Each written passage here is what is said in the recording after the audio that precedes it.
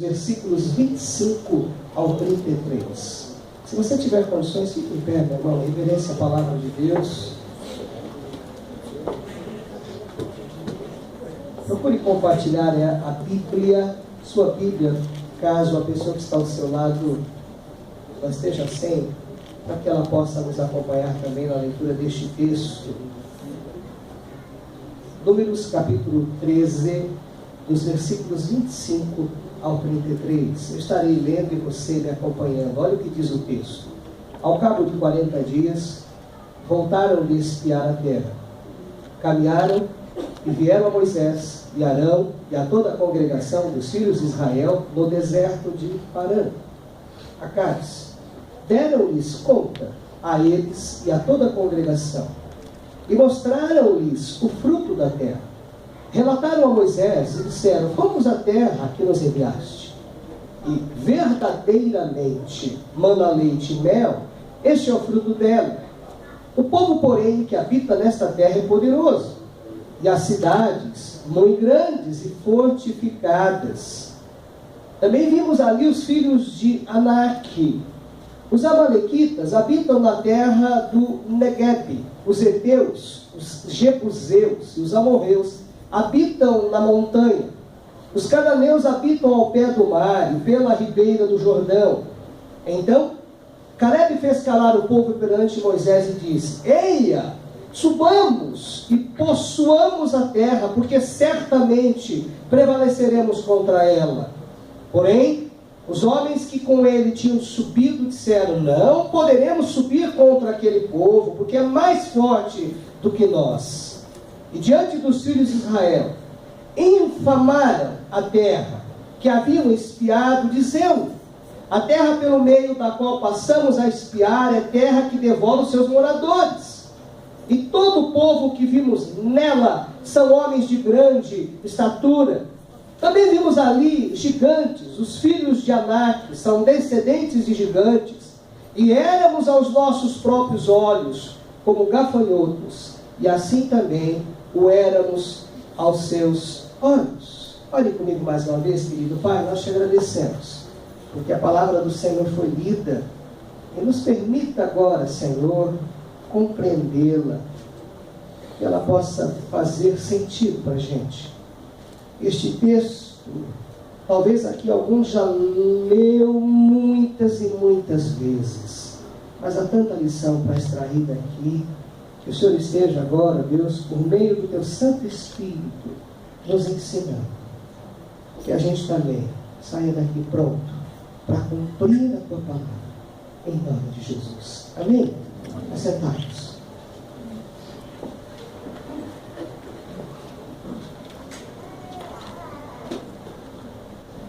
O texto que acabamos de ler, meus irmãos, traz à tona para nós que 12 homens foram escolhidos, e esses homens, um líder de cada tribo, para observar a terra de Canaã. E eles foram escolhidos com uma dupla finalidade. Eles deveriam sondar o poderio militar dos cananeus, e deveriam também investigar a fertilidade da terra. Quando eu olho para este texto, uma das coisas que vem ao meu coração, à minha mente, é que enquanto estivermos por aqui, enquanto estivermos debaixo deste céu, sobre esta terra, se tem uma coisa que vai caminhar com a gente, são as derrotas e as vitórias. Porque é o que está acontecendo aqui. E eu digo isso a você, porque nós vivemos num mundo onde as derrotas são parte do nosso cotidiano. Não tem como evitá-las. Você sonha, você planeja, você deseja algumas coisas, você corre atrás dessas coisas, mas não acontece.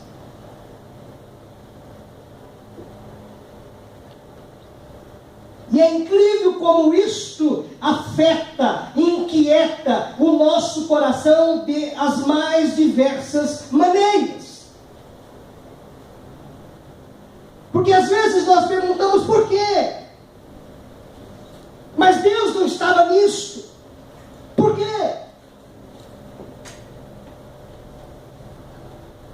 E aí eu gosto de pensar, meus irmãos, que nós não podemos e nem devemos fugir das derrotas, dos fracassos, do insucesso, pois elas são parte da vida.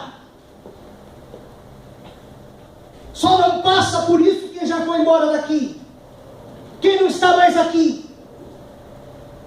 Mas não precisamos ser derrotadas por elas. Tudo vai da maneira como você lida com este momento da sua vida.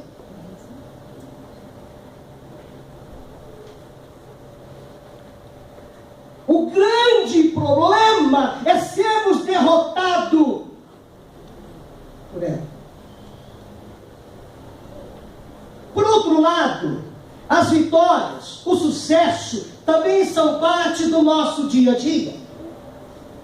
E elas também agem nas nossas vidas de modos diferentes. Porque como é bom quando você planeja algo, quando você sonha com algo e quando você corre atrás disso, e isso acaba se materializando na sua vida. Como é bom. Eu tenho para mim, queridos, que precisamos ver a derrota, o revés, o insucesso, a perda de uma batalha sem derrotismo, sem pessimismo, com aquela ideia de que tudo caminha para o pior. Aquele pensamento que talvez agasalhe o teu coração de que tudo sempre vai dar errado. Mas precisamos também usufruir, ou se você preferir, desfrutar da vitória sem arrogância, sem orgulho, pois tanto a derrota como a vitória nos habitam. Vamos voltar para este texto. Quais são as realidades que nós podemos encontrar neste texto? Para que a gente possa trabalhá-las.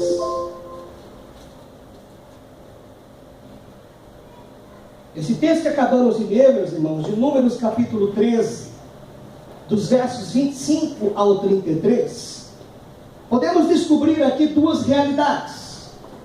Uma realidade positiva e uma realidade negativa. Vamos para a positiva. Versículo 27 que eu acabei de ler com você.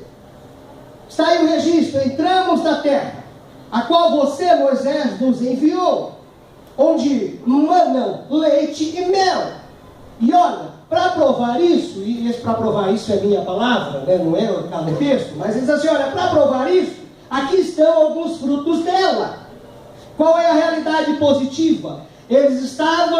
Havia a possibilidade deles habitarem uma terra que era boa, terra fértil, produzia muito, terra maravilhosa sob o ponto de vista agrícola. Tudo que você plantasse naquela terra daria.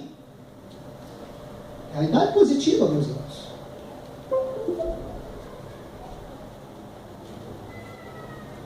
Mas tem a realidade negativa. Olhando aí para os versículos 28 e 29, os versículos que nós lemos também, encontramos aí uma realidade negativa. Que realidade que é esta? O povo que nela habita. Porque os espias dizem assim: olha, Moisés, gente de Deus que está aqui, o povo de lá é poderoso, é um povo ensinado a dominar, é um povo que foi preparado e que possui grande vigor. Eles têm poder, eles têm muita força, eles são fortes, imbatíveis, invencíveis. E aí, tendo dito isso, meus irmãos, a você, nesta realidade positiva e negativa, existe aqui, por um lado, a sensação de vitória, de triunfo, de bom êxito, pois a terra é boa, é fértil, produz muito. Mas também existe aqui a sensação de derrota, de revés, de insucesso. Não vai dar certo, porque tem um povo muito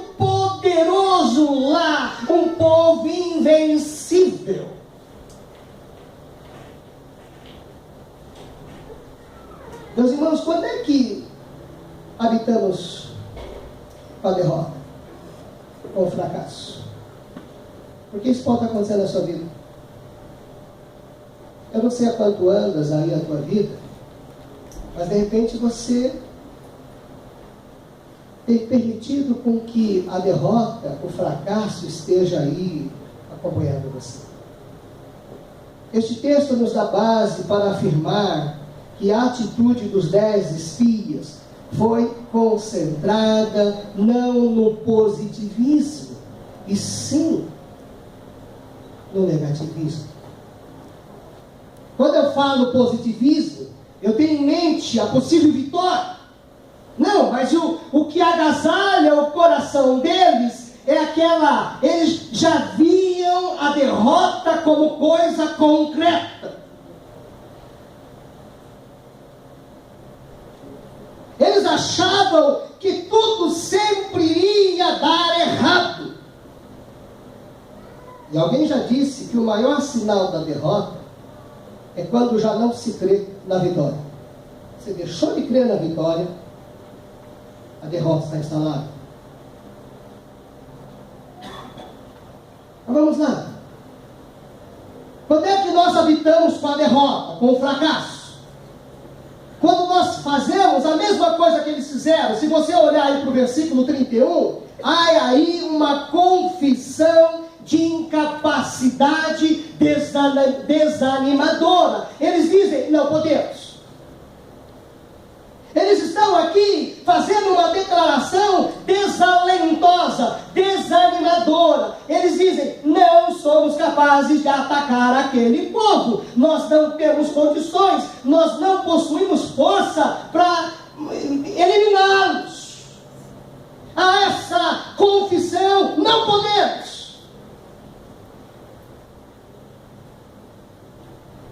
Um segundo ponto aqui, querido, que quando eu e você habito com a derrota, com o fracasso, é quando eu ressalto, presta atenção que eu vou dizer a você, quando eu ressalto apenas os defeitos e os problemas, quando eu destaco, quando eu não levo em consideração os acertos, eu só penso nos defeitos, nas falhas, nos erros, na situação difícil.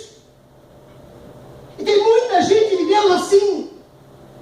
Talvez lá na sua casa, meu irmão, a única coisa que você tem ressaltado são os defeitos, são os erros, os problemas. Talvez lá no seu trabalho isso aconteça igualzinho. Você não consegue ver coisa boa, você não consegue ver acertos.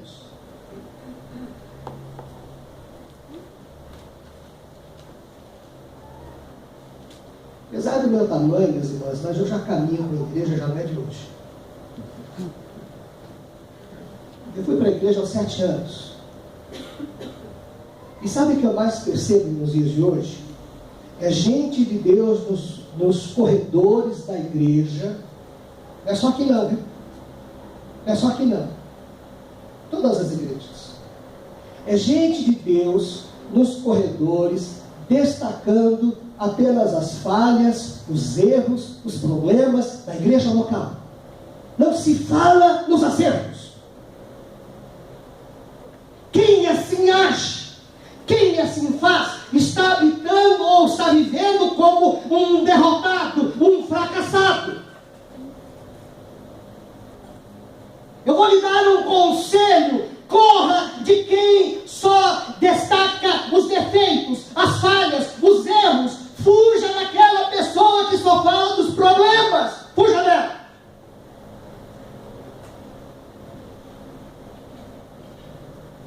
Porque veja o que está acontecendo aqui, versículo 32. Espalharam entre os israelitas um relatório negativo.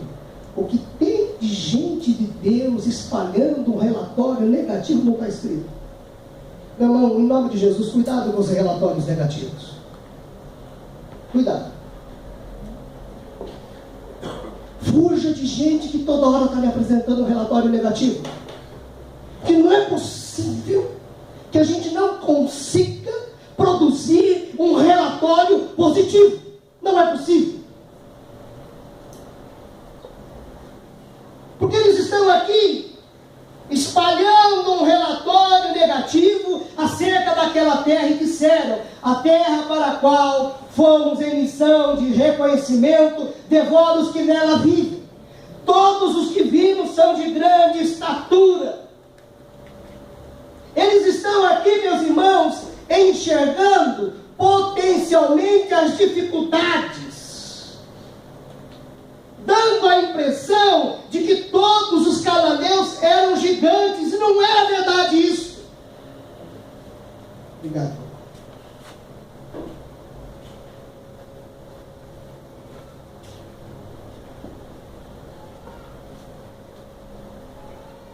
É o que eles dizem aqui. Todos os que vimos são de grande estatura. Isso não era verdade.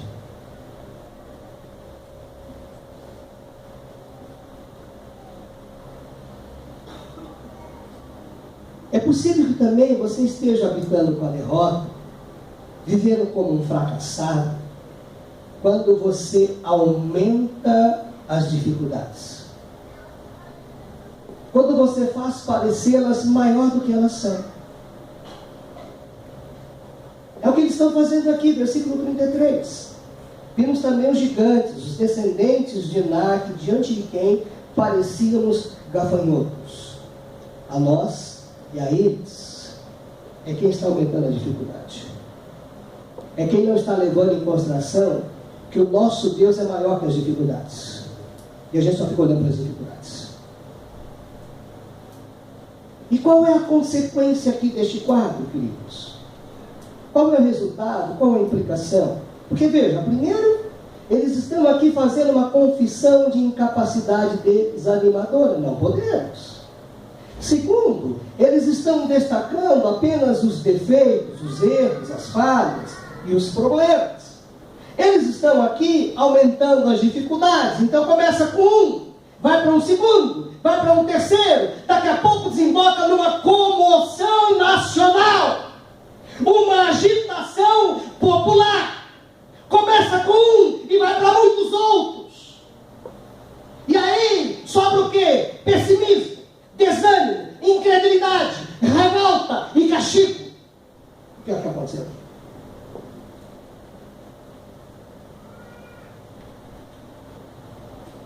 Porque olha aí, nós lemos o capítulo 13. Se você for olhar lá no capítulo 14, está registrado aí para nós a revolta do povo. Começou com 10, que influenciou todo o povo. Comoção nacional. E aí o que diz aí? Que o povo começa a chorar em alta voz. Aí procura o Moisés, se queixa. Ali é melhor dizendo, não procura Moisés, eles começam a se queixar de Moisés, eles começam a se queixar de Arão. Eles começam a afirmar que tanto Moisés como Arão estavam errados. Olha a implicação, o resultado disso. E aí eles começam a dizer: quem dera, o povo todo, quem dera tivéssemos morrido no Egito, ou neste deserto, porque o Senhor está nos trazendo a esta terra. Aí Deus se cansa, meus irmãos, e determina o castigo. Ele vai dizer: nenhum deles chegará a ver a terra que prometi. Ninguém que me tratou com desprezo haverá. Porque para Deus isso significava desprezo. A postura daquele povo. É aí que diz Deus: vou destruir o povo infiel e formar um outro. E aí o que faz Moisés? Apesar de falarem mal de Moisés, de quererem o mal de Moisés, ele vai diante de Deus e intercede para esse povo que queria o mal dele. E aí o que faz Deus? Ele perdoa, mas mata no deserto a geração que se revoltou contra o Senhor. Meu irmão, você está me entendendo o que eu estou tentando passar aqui para você? Você está caminhando com a derrota. Você vive como um fracassado.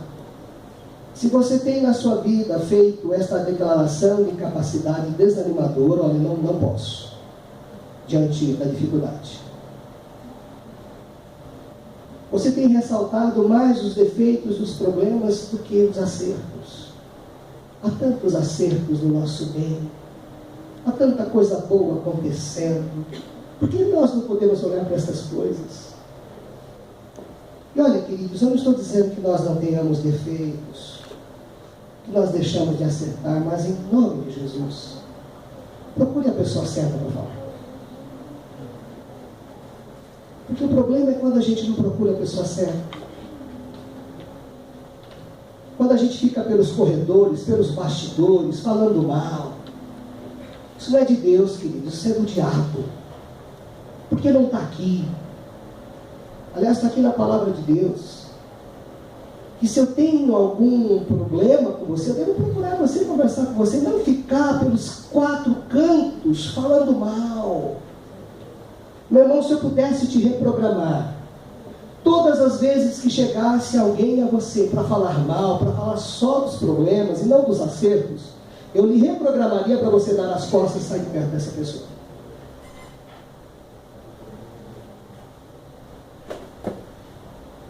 Mas a gente pode também habitar com a vitória. Porque alguns aqui habitaram com a derrota, mas a gente pode habitar com a vitória. Pois vejam aqui, a atitude de Josué e Caleb se manteve, apesar dos pesares, no positivismo e nas possibilidades baseadas na promessa de Deus. Pois veja, se lá do outro lado havia uma confissão de incapacidade desanimadora de quem caminha com a derrota, você percebe aqui de gente caminhando com a vitória, habitando com a vitória, fazendo uma afirmação positiva, real, verdadeira. Números 14, versículo 7, a terra que percorremos em missão de reconhecimento é excelente, é muito boa mesmo, é perfeita, primorosa, inigualável, não tem outra igual. Estou afirmando aqui que a terra é boa. Não importa os inimigos que tenhamos lá, a terra é boa.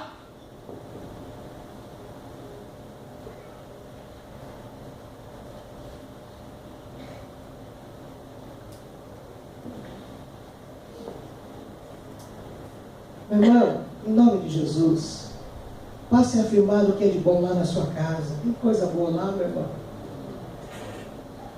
Tem coisa boa lá. Passe a afirmar o que tem de bom aqui, meu irmão. Na nossa igreja tem tanta coisa boa. Passe a afirmar o que é de bom lá no seu trabalho. Passe a afirmar o que é de bom no dia a dia. Tem coisa boa. Desenvolva essa afirmação positiva no seu coração, na sua vida. Deixe de olhar para aquilo que não é bom e passe a olhar para aquilo que é bom.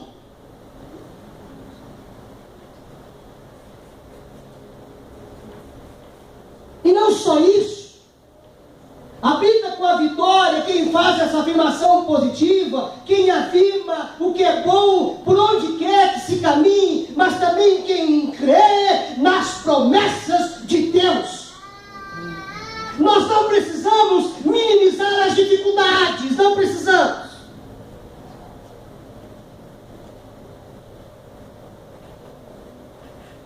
Porque vejam aqui, Josué e Caleb, eles sabiam que eles teriam que combater um povo que habitava em cidade forte e bem armada, que estavam preparadas para toda e qualquer situação.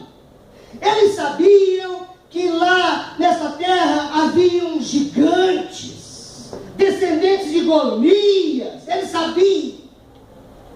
Mas eles colocaram a questão da vitória sob a vontade de Deus.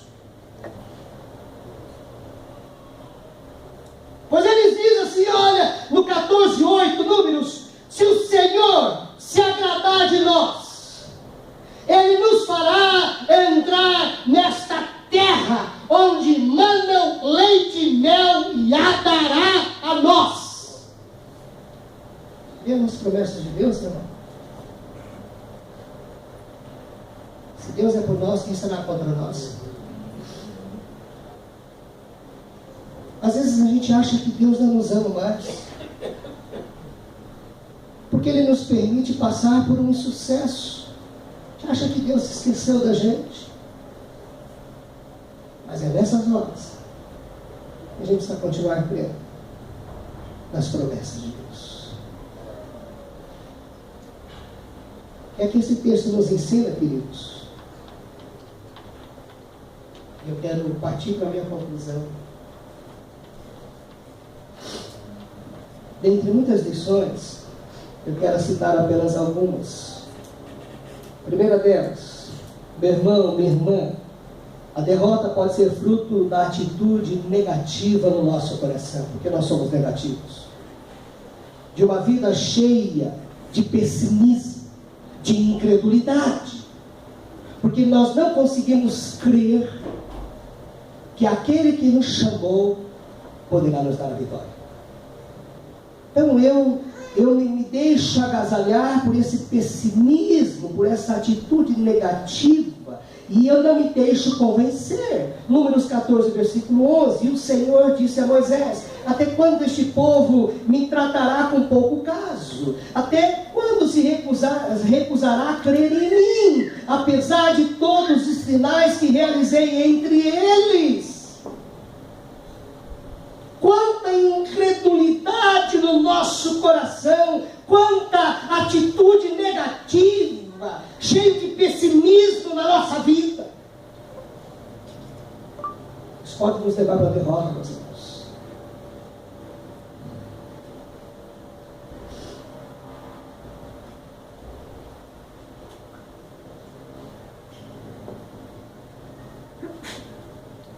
Isso eu entendo para mim.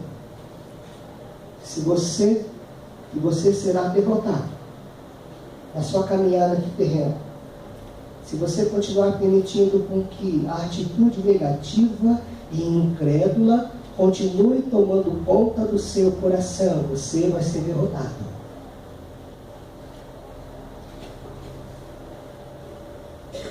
Uma outra lição que eu tiro daqui é que a derrota é também fruto da nossa desobediência, da falta de obedecer. Quando nós nos tornamos insubmissos.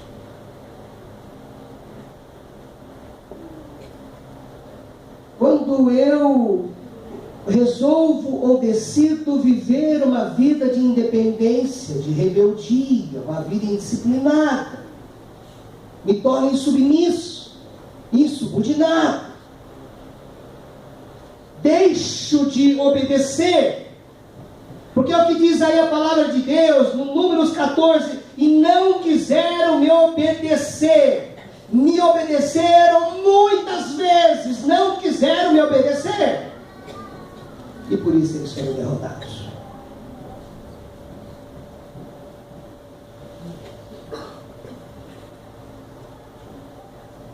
E olha, eu tenho para mim, queridos, que o mero exercício do pensamento positivo não garante a vitória. Aquela coisa, eu vou vencer, eu vou vencer, eu vou vencer, eu vou vencer. Não. Sabe o que é que garante a nossa vitória? É o fato de Deus estar conosco. É isso que nos garante a nossa vitória. Não é a minha capacidade. Não é porque eu sou bom numa coisa ou numa outra coisa. Não. O que me garante a vitória é Deus comigo. É porque Ele está comigo. E pode vir tempestade, pode vir insucesso, pode vir coisas não agradáveis, mas Ele está comigo, me conduzindo, me dirigindo, dando as coordenadas.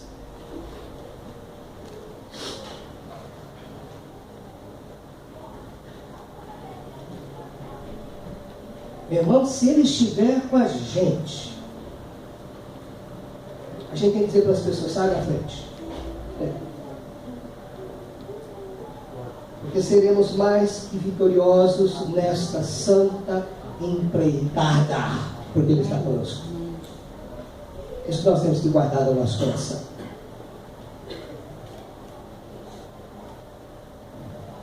Sabe uma outra coisa que eu consigo destacar aqui como lição para a nossa vida? Meu irmão, não desista de lutar.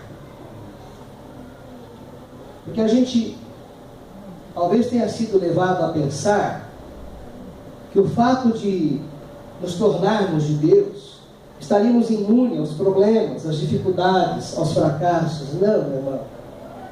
Não foi assim com Josué e Caleb.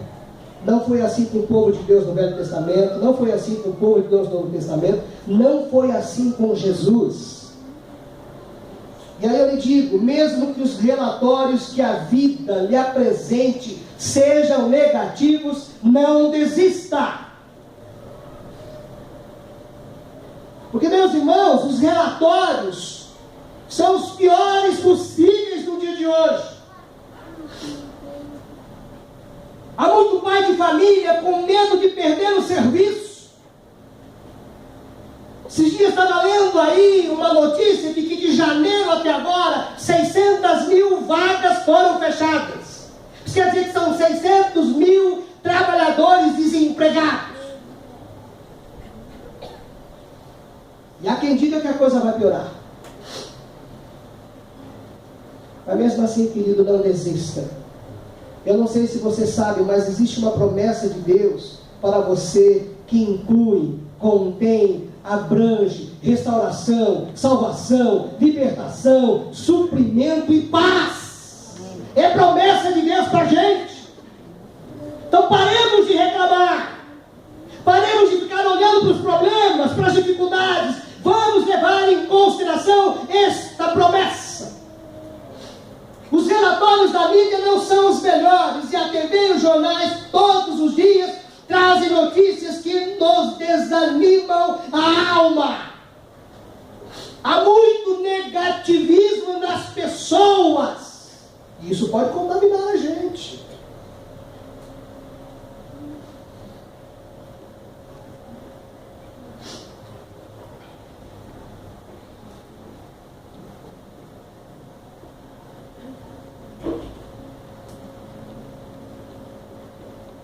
E enfrente, meu irmão, o espírito de covardia.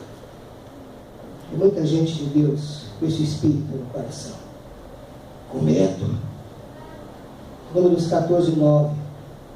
Somente, olha o que diz Deus aí: somente não sejam rebeldes contra o Senhor, e não tenham medo do povo da terra, porque nós o devoraremos como se fossem pão.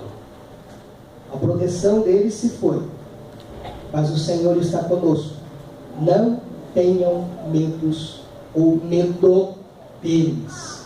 Diz o texto aí: o Senhor está conosco. Eu pensei, a vida é difícil, e muitas vezes ficamos bloqueados, inibidos pelas dificuldades e lutas diárias.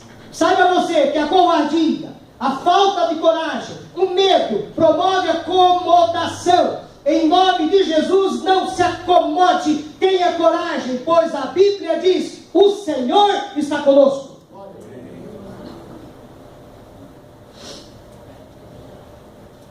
Que Deus tenha misericórdia de nós, meus irmãos. E pergunta: você vai continuar caminhando como um derrotado? Como um fracassado?